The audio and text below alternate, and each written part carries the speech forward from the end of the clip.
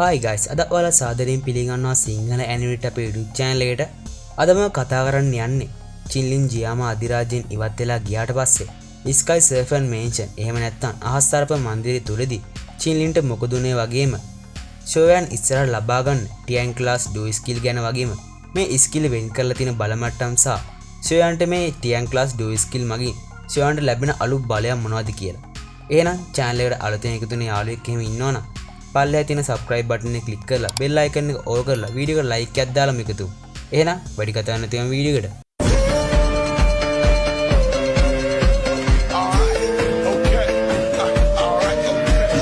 අපි මුලින්ම දැනගමු ෂෝයන්ට චින්ලින් කොහොමද හම්බෙන්නේ කියලා.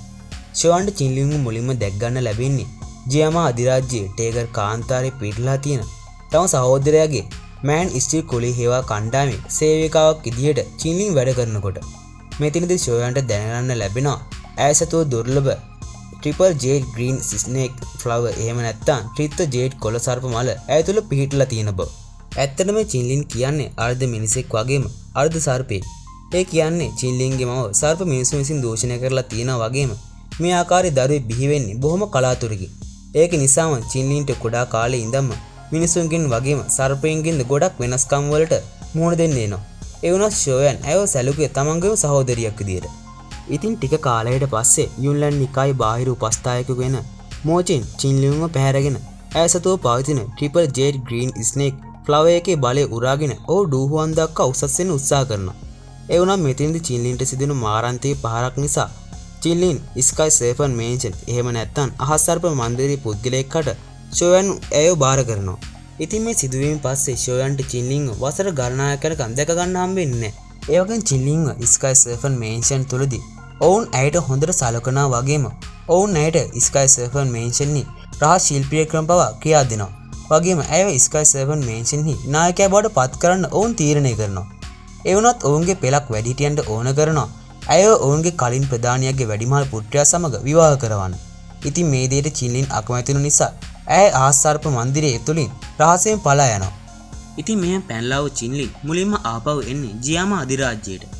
ජියාමා අධිරාජ්‍යයට ආපු චින්ලින්ට දැක ගන්න ලැබෙනවා කලින් තිබුණ හැමදේම වෙනස් වෙලා කියලා. ඒ වගේම ඇයට තව දැනගන්න ලැබෙනවා ෂෝයන් මධ්‍යම තැන්තලාවට පිටත් ගිහින් බව. ඉතින් චින්ලින්ට කරන්න දෙයක් නැතිකමට චින්ලින් තීරණය කරන මධ්‍යම තැන්තලාව සංචාරය කරන්න වගේම අත්දැකීම් ලබා ගන්න. ඒ වුණා ඇත්තටම ඇයට ඕන උනේ ඇයගේ හදවතේ ගැඹුරු හැඟීමක් ඉතිරි කරලා ගියපු පුද්ගලයා වෙන ෂෝයන් තරුණ ස්වාමියා හොයාගන්න. ඉතින් අවසානයේදී ෂෝයන්ට චින්ලින් හම්බෙන්නේ ඩූෂන් පැරණි නටුමුන් තුලදී. ඉතින් මෙතනදී චින්ලින් තීරණය කරනවා ෂෝයන්ගේ කණ්ඩායම මේ කොටසක් බවට පත් වෙන්න. අපි දැන් කතා කරමු ඩූ ටෙක්නික් ගැන. ඩූ ටෙක්නික් කියන්නේ ඩූචි පුහුණුවට වඩා ගොඩක් වෙනස් දෙයක්. කාට හරි අඩු හුවන් මට්ටමේ ඩූ තාක්ෂණ ඉගෙන ගන්න ඕන නම් ඔවුන් අනිවාර්යයෙන්ම වෙහෙස මහන්සිලා වැඩ කරන්න ඕන. එතකොට ඔවුන්ට මේ මගින් ඔවුන්ගේ වැරදි තේරුම් ගන්න පුළුවන් වෙනවා වගේම ඒ තාක්ෂණය නිවැරදිව පාවිච්චි කරන්න පුළුවන් වෙනවා. ඒ වගේම මීට වඩා මධ්‍යම හෝ ඉහළ මට්ටමේ තාක්ෂණ ඉගෙන ගන්න ඔවුන්ට අනිවාර්යයෙන්ම ක්ලෑන් එකේ ගුරුවරයාගෙන් ඔවුන් පුද්ගලික උපදෙස් ලබා ගන්න ඕන. ඒ වගේම ඩූ ටෙක්නික් බල මට්ටම් පහකට බෙදලා තියෙනවා. පළවෙනි බල මට්ටම තමයි හුවන් ක්ලාස් බල මට්ටම. දෙවෙනි බල මට්ටම ෂුවන් ක්ලාස් බල මට්ටම. තුන්වෙනි බල මට්ටම ඩූ ක්ලාස් බල මට්ටම. හතරවෙනි බල මට්ටම තමයි ඩී ක්ලාස් බල මට්ටම වගේම අවසාන බල මට්ටම වගේම බලවත්ම බල මට්ටම ලෙස හඳුන්වන්නේ ටියන් ක්ලාස් බල මට්ටම. ඒ වගේම ඩූ ටෙක්නික් කොටස් හතරකට වෙන් කරලා තියෙනවා. පළවෙනි එක ඇටැක් ඩූ ටෙක්නික්, දෙවෙනි එක ඩිෆෙන්ඩ් ඩූ ටෙක්නික්, තුන්වෙනි එක ඇජිලිටි ඩූ ටෙක්නික් වගේම හතරවෙනි ඩූ ටෙක්නික් තමයි ෆ්ලයින් ඩූ ටෙක්නික් එක. අපි මුලින්ම කතා කරමු හුවන් ක්ලාස් ටෙක්නික් කියන්නේ මොකක්ද කියලා. හුවන් ක්ලාස් ටෙක්නික් කියන්නේ ඩූ ශිල්පීය ක්‍රමවල සාමාන්‍ය පන්තිය වගේම 15 පන්තිය. අපි ඊළඟ කතා කරමු ෂුවන් පන්තිය කියන්නේ මොකක්ද කියලා. ෂුවන් පන්තිය කියන්නේ ඩූ පන්තියේ එක් මට්ටමකට පහළින් තිබෙන පන්තියක් වුණත් එහි පරතරය අහසේ සහ පෘථිවියේ පරතරයට සමානයි. ඒ වගේම ගොඩක් ෂුවන් ක්ලාස් ටෙක්නික් තුළදී එහි බලය මුදා හරින පරිශීලකගේ ඩූචි බලය මත ඒ රඳා පවතිනවා. ඊළඟ කතා කරමු ඩූ පන්තිය කියන්නේ මොකක්ද කියලා. ඩූ පන්තිය කියන්නේ මිනිසුන් සමූල ඝාතනය කිරීමේ හැකියාවක් ඇති ස්වභාවික ශක්තිය මත විශ්වාසය තබන්න පුළුවන් ඩූ ටෙක්නික් එකක්. ඊළඟ කතා කරන්නේ ඩී පන්තිය ගැන. ඩී පන්තිය කියන්නේ ඊටමත් දුර්ලභ තාක්ෂණ විතරක් නෙමෙයි. මේ තාක්ෂණය පුරුදු කරන්න ගොඩක් අමාරුයි. උදාහරණයක් විදිහට ගත්තොත් ෂෝයන් 3000 ලයිනින් මූවමන්ට් එක පුරුදු කරද්දී ඒ සඳහා සුළඟේ අකුණු සැරේ ශක්තියෙන් තමන්ගේ ශරීරය පිරුපාදු කරන්න ඕන. ඒ වුණත් ඒ වෙලාවේ ෂෝයන් ගාව ග්‍රීන් ලෝටස් කෝයේ ෆ්ලේම් එක තිබුණේ නැත්නම් ෂෝයන්ට 3000 අකුණු ව්‍යාපාරේ පහත් මට්ටමේ ප්‍රවීණත්වයේ පැමිණෙන තියා ෂෝයන්ට ආරම්භක ප්‍රවේගයටවත් ඇතුළු වෙන්න බැරි වෙනවා. ඉතින් යාළුවනේ ඔයාලට තේරෙනවා ඇතිනේ ෂෝයන් ක්ලාස් ඩූ ටෙක්නික් හා ඩී ක්ලාස් ඩූ ටෙක්නික් අතර තියෙන භයානක පරතරය. අපි දැන් කතා කරමු ටියන් ක්ලාස් ඩූ ටෙක්නික් කියන්නේ මොනවද කියලා. වගේම ෂෝයන් ඉස්සරහට ලබා ගන්න ටියන් ක්ලාස් ඩූ ටෙක්නික් වලට මොනවද කරන්න පුළුවන් කියලා. ටියන් ක්ලාස් ඩූ ටෙක්නික් කියන්නේ ඩූජි මහද්වීපයේ ඉහළම සීමාව වගේම ඩූ ශිල්පීය ක්‍රම දුර්ලභ මට්ටම විදියට ටියන් ක්ලාස් ඩූ ටෙක්නික් හඳුන්වනවා. අපි දැන් කතා කරමු ෂෝයන්ට ඉස්සරහදී හම්බෙන්න තියෙන ටියන් ක්ලාස් ඩූ ස්කිල් එකක් වෙන yellow spin finger ටියන් ක්ලාස් ඩූ ස්කිල් එක ගැන. මේ ස්කිල් එක පහත් මට්ටමේ ටියන් ක්ලාස් ඩූ කුසලතාවක් වෙනවා. මේ ස්කිල් එක ෂෝයන්ට හම්බෙන්නේ 9 series deep ground python ගෝත්‍රයට ගිය වෙලාවක. එහි නායකයා වෙන යෝමින් ෂෝයන්ට ඔවුන්ගේ භූමියේ තිබෙන ස්මාරකයක් වෙත අරගෙන ගියපු වෙලාවක. මේ ස්මාරකයට ඇතුළු වෙන්න පුළුවන්කම තියෙන්නේ ශක්තිමත් අධ්‍යාත්මික ශක්තිය හිමි පුද්ගලයෙකුට විතරයි. ඉතින් 9 series deep ground python ගෝත්‍රයේ අනිකුත් පුද්ගලයන් මෙම ස්මාරකයට ඇතුළු වෙන්න හැදුවත් ගෝත්‍රයේ කිසිම කෙනෙක්ට ස්මාරකය තුල වැඩි වෙලාවක් රැඳී ඉන්න බැරි වෙනවා. ඉතින් ෂෝමින් විශ්වාස කරනවා ෂෝයන්ට මේ උරුමය ලබා ගන්න පුළුවන් වෙයි කියලා. ඉතින් ෂෝයන් ස්මාරකය ඇතුළට ගියාට පස්සේ ෂෝයන්ට දැනගන්න ලැබෙනවා මෙම ටියන් ක්ලාස් ඩෝ ස්කිල් එකේ අයිතිකරු කියන්නේ මරණයට පත් වුණු අර්ධ ඩූඩි කෙනෙක් කියලා. ඉතින් ඔහුගේ නම තමයි ඩීමන් සේන් හුන් කුවෑන්ට්. ඉතින් ෂෝයන්ට ඔහුගේ ඉතිරි වෙලා තිබුණු ආත්මයත් එක්ක සමන් කරාට පස්සේ ඔහු පරාද කරාට පස්සේ ඔහු විසින් ඔහු සතුව ඇති ඩෝ ස්කිල් සියල්ල වගේම ඔහුගේ ඉතිරිව තිබුණු ලේසාරය බිඳු කිහිපයක් ෂෝයන්ට ලබා දෙනවා.